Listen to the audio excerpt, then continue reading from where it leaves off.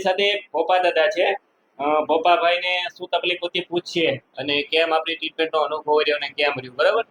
ભોપાભાઈ ક્યાંથી આવ્યા? નવા ગામ. નવા ગામ સિહોર. શું તકલીફ થતી દાદા કહેશો? તકલીફમાં એવું કે એક પગ કમરની સાઈડનો ડાબો પગ હાવ ફેલ થઈ ગયેલો હતો. પછી અત્યારે એમાંથી પૂરેપૂરું સારું જ છે. પગમાં કઈ તકલીફ નથી? કોઈ વસ્તુની તકલીફ નથી રહી.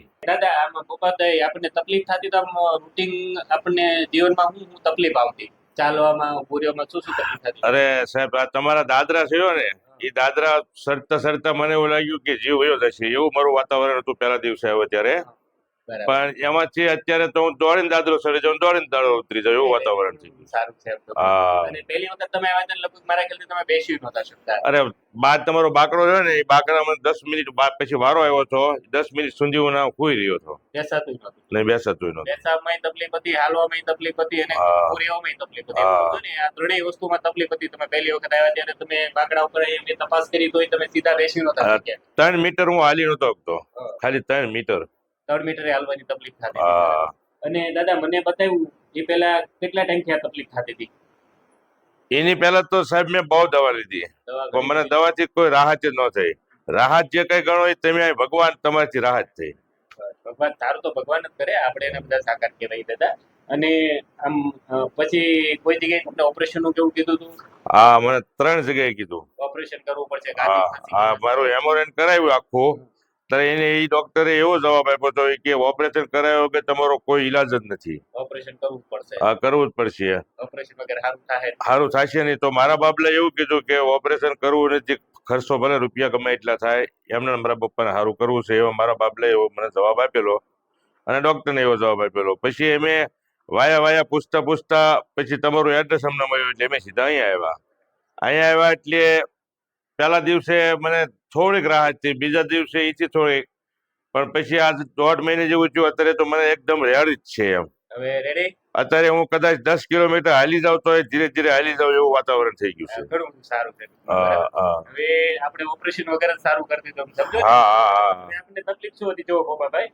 તમારા એમઆરઆઈ ની રિપોર્ટ ની અંદર મેં તમને કીધું હતું કે આપણી 4-5 અને L3 L4 L4 L5 L5 S1 આ 2-3 ડિસ્ક ખસી ગઈ હતી. આ ગાદી ખસીને આપણી મણકામાં ત્યાં નસો દબાઈ ગઈ, એટલે પગની નસોમાં લોહી નહોતો બરાબર.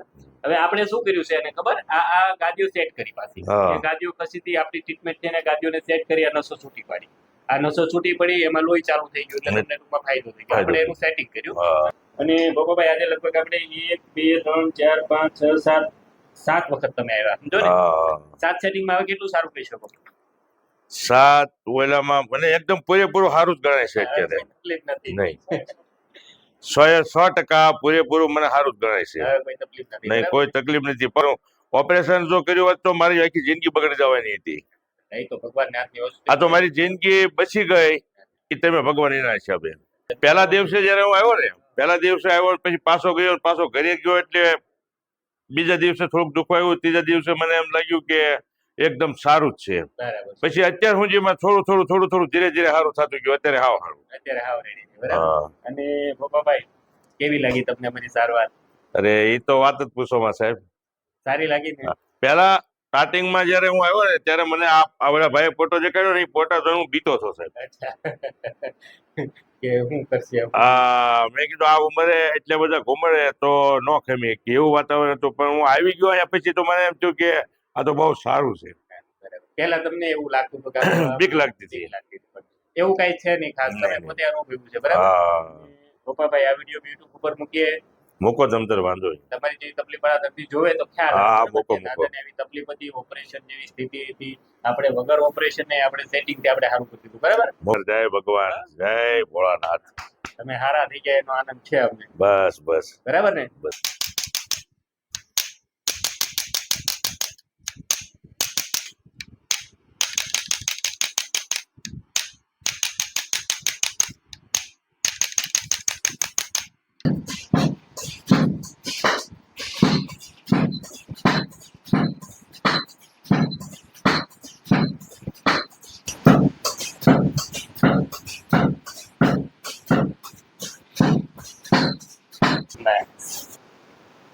ઢીલું રાખો, ઢીલું.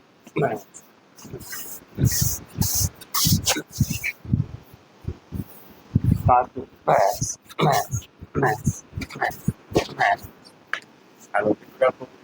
બસ પેલું ગોપાભાઈ. બસ બસ પેલું રાખો. બસ પેલું બસ પેલું બસ બસ બસ હાલો ઢીલું. બસ બસ ફરી જવા. ઢીલું. બસ બસ બસ બસ વાળો. Bus stop. બસ આ પગ સીધો કરજો.